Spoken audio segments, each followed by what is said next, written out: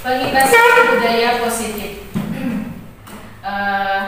Yang saya akan bahas pada kesempatan ini yaitu yang pertama tentang budaya positif, yang kedua perubahan paradigma, yang ketiga keyakinan kelas, kemudian hukuman konsekuensi, kemudian kebutuhan dasar manusia, dan yang terakhir segitiga restitusi.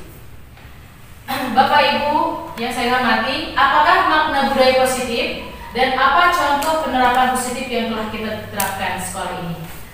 Budaya positif di sekolah yaitu nilai-nilai dan kebiasaan-kebiasaan sekolah yang berpihak pada peserta didik agar mereka dapat berkembang menjadi pribadi yang kritis, penuh hormat dan bertanggung jawab. Nah, budaya positif ini Ibu semua harus dilaksanakan supaya murid kita itu menjadi pribadi yang kritis, penuh hormat dan tanggung jawab. Nah, alhamdulillah di SDN 2 Cijengkol ini sudah mulai penerapan budaya positif, dan mungkin sebelum-sebelumnya juga sudah ada penerapannya, di antaranya sholat duha, kemudian ada kebiasaan bersih-bersih ya Bu ya, dan sholat berjamaah juga. Kemudian yang selanjutnya perubahan paradigma. Dari filosofi pendidikan Ki Hajar Dewantara, di sini perubahan paradigma dalam pendidikan yang pertama bukan tabula rasa. Maksudnya, jadi seorang murid itu dalam konsep ini diibaratkan kertas kosong ya. Nah, ini sebetulnya bukan seperti itu kalau dikaitkan dengan filosofi pendidikan Ki Hajar Dewantara. Karena semua anak terlahir dengan bakatnya masing-masing. Jadi murid memiliki bakat masing-masing, tidak semua murid mempunyai bakat yang sama. Kemudian budi pekerti. Nah, di sini penerapan budi pekerti sangat penting karena seorang murid itu harus menjunjung akhlak supaya menjadi pribadi yang lebih baik. Kemudian tugas guru menuntun bakat tersebut agar anak tumbuh dengan selamat dan bahagia. Nah, seorang guru kewajibannya itu menuntun, mengarahkan dari bakat yang anak sudah tertanam dalam dirinya. Seperti yang diibaratkan oleh filosofi pendidikan Ki Hajar Dewantara, bahwa guru itu ibarat petani dan anak ibarat biji jagung. Jadi tugas seorang guru adalah seperti yang diibaratkan oleh petani ini, yaitu menyiram, memberi pupuk, kemudian lokasi tanahnya harus dilihat supaya subur. Nah, begitu juga dengan seorang guru. Seorang guru itu harus bisa menuntun pribadi seorang anak yang sudah mempunyai karakter masing-masing. Jadi kita tidak bisa merubah karakter daripada murid tersebut. Yang bisa guru lakukan adalah menuntun dan mengarahkan bakat yang anak punya. Kemudian kodrat alam dan kodrat zamannya. Guru juga harus bisa menuntun muridnya sesuai dengan kodrat alam. Yang dimaksud dengan kodrat alam yaitu di mana anak itu tumbuh dengan budaya yang di lingkungannya. Kemudian kalau kodrat zaman, murid juga itu istilahnya mempunyai hak pendidikan sesuai dengan zamannya. Mungkin kalau sekarang zaman atau yang disebut dengan abad 21, yang murid itu harus memiliki critical thinking, kemudian inovatif, kritis, apalagi di zaman sekarang itu di abad 21 itu murid juga harus mengetahui tentang iptek ya. Nah itu. Kemudian berpihak pada murid. Seorang guru ketika melakukan proses pembelajaran harus berpihak pada anak. Mungkin kalau dulu mungkin saya sendiri ya, ketika dalam proses pembelajaran itu proses pembelajaran ditujunya adalah teacher center. Jadi guru yang menguasai semuanya. Kalau zaman sekarang yaitu student center. Jadi berpihak pada murid. Jadi kita bisa bertanya kepada anak ketika proses pembelajaran mau seperti apa, dengan metode dan model seperti apa. Jadi mereka yang memilih. Selanjutnya Bapak Ibu guru, kita masuk ke keyakinan kelas. Keyakinan kelas adalah nilai-nilai kebajikan atau prinsip-prinsip universal yang disepakati bersama secara universal, lepas dari latar belakang suku, negara, bahasa maupun agama. Menurut Gosen dalam bukunya pada tahun 1998, suatu keyakinan akan lebih memotivasi seseorang dari dalam atau disebut intrinsik. Seseorang akan lebih semangat untuk menjalankan keyakinannya daripada hanya sekedar mengikuti serangkaian peraturan. Nah, di sini dalam pembentukan keyakinan kelas itu, yang pertama, keyakinan kelas bersifat abstrak daripada peraturan yang lebih rinci dan konkret. Kemudian, keyakinan kelas berupa pernyataan-pernyataan yang universal. Yang ketiga, pernyataan keyakinan kelas yang biasa dibuat dalam bentuk positif. Kemudian, keyakinan kelas hendaknya tidak terlalu banyak sehingga mudah diingat dan dipahami. Kemudian, semua warga kelas sebaiknya ikut berkontribusi dan membuat kegiatan kelas lewat curah pendapat. Kemudian, bersedia meninjau kembali keyakinan kelas dari waktu ke waktu. Nah, seperti ini pembentukannya. Nah, ini ada contoh Bapak Ibu penerapan membuat keyakinan kelas. Guru membimbing siswa membuat keyakinan kelas. Misalnya, kesepakatannya dalam kelas itu misalkan harus jujur. Nanti anak mengisi kertas, kemudian menempelnya di mana? Di dinding semua anak. Kemudian setelah menempel, guru merangkum semua keyakinan kelas yang dibuat oleh siswa. Dan setelah dirangkum, kemudian guru dan siswa juga menandatangani atau menyepakati keyakinan yang telah dibuat. Nah, kemudian Bapak Ibu semuanya, di sini ada masuk ke hukuman dan konsekuensi. Tentunya Bapak Ibu guru sebagai pendidik pernah melakukan yang disebut dengan hukuman atau konsekuensi. Mungkin kalau dulu-dulu itu kita cenderung lebih kepada hukuman ya. Nah, di sini apa sih perbedaan hukuman dan konsekuensi? Yang pertama, hukuman itu sesuatu yang menyakitkan atau harus terjadi. Kalau konsekuensi sesuatu yang harus terjadi tapi lebih ke tidak menyakiti ya Bu ya.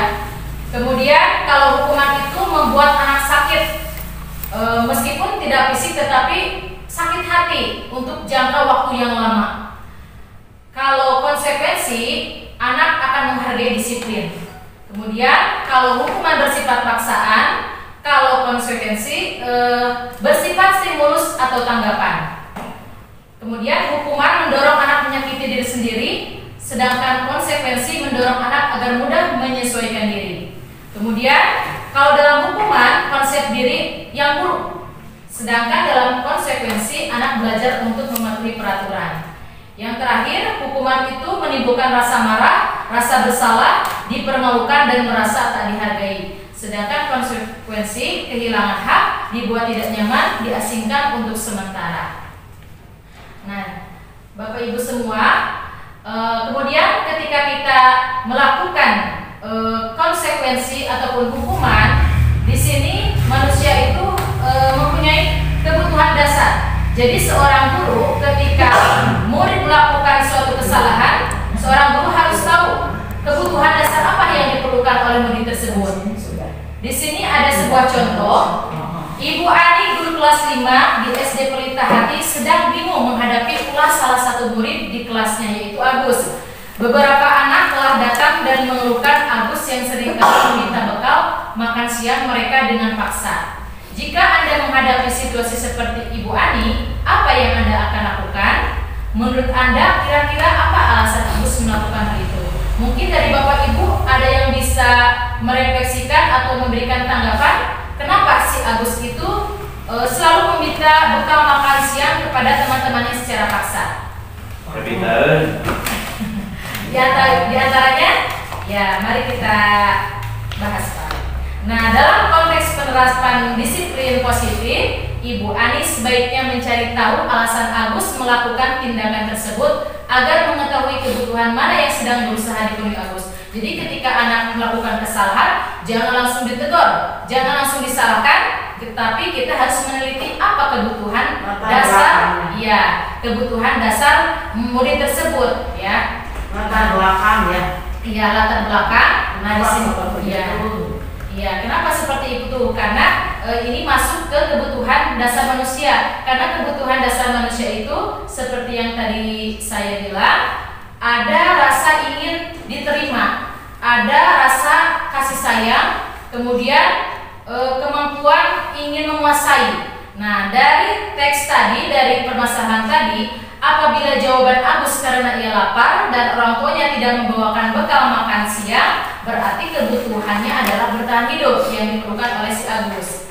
Apabila jawaban Agus karena ia senang temannya jadi memperhatikan dia, berarti kebutuhan yang diperlukan oleh si Agus itu adalah kebutuhan kasih sayang dan kebutuhan diterima. Jadi kan kadang-kadang anak di kelas itu ada yang seperti bukan hiperaktif atau campur gitu, mungkin karena mereka kurang kasih sayang atau apa. Jadi dengan mengetahui kebutuhan dasar manusia itu, kita akan tahu apa yang dibutuhkan oleh murid kita. Kemudian dilanjut lagi, apabila jawaban Agus adalah dia merasa hebat karena temannya jadi takut dan menuruti keinginannya, berarti kebutuhan penguasaan atau kemampuan yang dibutuhkan oleh si Agus. Nah, kemudian apabila jawaban Agus karena dia merasa bosan dengan bekal yang dibawakan ibunya, karena selalu membawakan bekal yang sama, mungkin karena bosan, berarti kebutuhan si Agus adalah kebutuhan kebebasan atas pilihannya.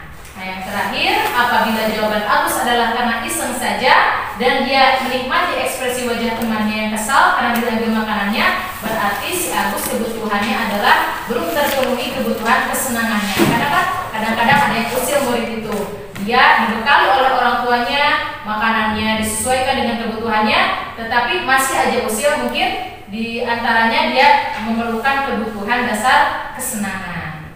Kita lanjut Bapak Ibu. Selanjutnya, mari kita simak dari hukuman atau konsekuensi seorang guru. Nah, di sini mencatat 100 kali di dalam buku kalimat, saya tidak akan terlambat lagi karena terlambat ke sekolah. Itu termasuk hukuman. Kemudian lari mengelilingi lapangan basket 2 kali karena terlambat hari di sekolah, itu termasuk hukuman. Mungkin saya juga pernah melihat teman saya waktu dulu SD, karena mungkin kalau dulu lebih dominan ke hukuman. Misalnya kamu kesiangan, disuruh lari keliling lapangan. Selanjutnya, guru itu harus bisa menjadi pemantau teman dan manajer. Contoh teman, misalnya pembuatan alasan-alasan untuk muridnya. Contoh, ayolah lakukan ini demi ibu, masa kamu tidak mau? Misalnya. Jadi itu adalah identitas atau posisi kontrol sebagai teman. Kemudian sebagai pemantau, guru juga harus bisa memposisikan posisi kontrol sebagai pemantau. Contohnya, misalkan menyesuaikan diri bila diawasi. Hasilnya itu guru berkata apa peraturannya. Nah, hasilnya mungkin akan bisa menyesuaikan diri bila diawasi. Kemudian, manajer mengajukan pertanyaan-pertanyaan. Guru harus bisa memposisikan kontrol dalam manajer. Apa yang dia yakini, apa yang bisa dikerjakan untuk memperbaiki masalah ini. Nah, jadi hasil dari pemantauan posisi kontrol tersebut yaitu menguatkan pribadi. Selanjutnya Bapak Ibu, kita masuk pada restitusi. Apa itu restitusi? Restitusi adalah proses menciptakan kondisi bagi murid untuk memperbaiki kesalahan mereka sehingga mereka bisa kembali pada kelompok mereka dengan karakter yang lebih kuat. Nah, di sini dari hukuman konsekuensi ini yang lebih diutamakan Bu, yaitu restitusi atau yang disebut juga dengan segitiga restitusi. Ada ciri-cirinya, yaitu yang pertama bahwa restitusi bukan untuk menembus kesalahan, namun untuk belajar dari kesalahan. Jadi yang kedua, memperbaiki hubungan. Yang ketiga, tawaran bukan paksaan. Nah, restitusi menuntut untuk melihat ke dalam diri dan mencari kebutuhan dasar yang mendasari tindakan. Kemudian, restitusi juga adalah cara paling baik untuk memperbaiki diri. Nah, restitusi fokus pada karakter bukan tindakan, dan restitusi fokus pada solusi dan pengembalian murid yang berbuat salah pada kelompoknya. Bisa dilihat di sini ada segitiga restitusi. Yang pertama, menstabilkan identitas. Yang kedua, validasi tindakan yang salah. Kemudian, yang ketiga, menanyakan keyakinan. Misalnya, dalam menstabilkan identitas, adakah cara yang lebih efektif untuk mendapatkan apa yang kamu butuhkan? Kemudian, kamu tentu punya masalah. Alasan mengapa melakukan itu. Jadi ketika anak melakukan kesalahan, segitiga restitusi ini harus diterapkan. Kemudian apa yang kamu butuhkan? Kemudian kamu tentu punya masalah, alasan mengapa melakukan itu. Jadi ketika anak melakukan kesalahan, segitiga restitusi ini harus diterapkan. Kemudian kamu ingin menjadi orang yang seperti apa? Nilai-nilai apa yang telah kita sepakati? Nah, kemudian penerapan segitiga restitusi bisa dilihat di akun YouTube yang sudah saya upload. Sebentar, saya sudah mengimplementasikannya di SDN 2 Cijengkol, yaitu di kelas 4. Nah, bisa dilihat YouTube-nya.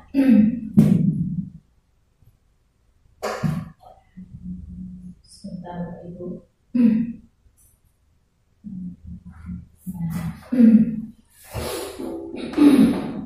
Ini adalah salah satu implementasi dari modul 1.4, yaitu tentang segitiga restitusi. Nah, ini saya ngambil di kelas 4, yaitu dari saudara Alka dan Nisa. Saya ucapkan terima kasih kepada guru kelas 4 yang sudah memberikan kesempatan saya untuk menerapkan implementasi dari segitiga restitusi. Ini dari YouTube. Ya, Nah, ada apa sana? Tuh kamu nanti di subscribe. Ya, nanti di ya.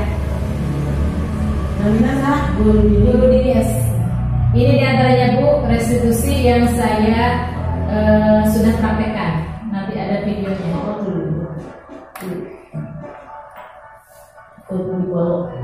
Skenario kasus 1, saat pengajaran soal, Nisa berusaha untuk melihat jawaban atau mencontek dari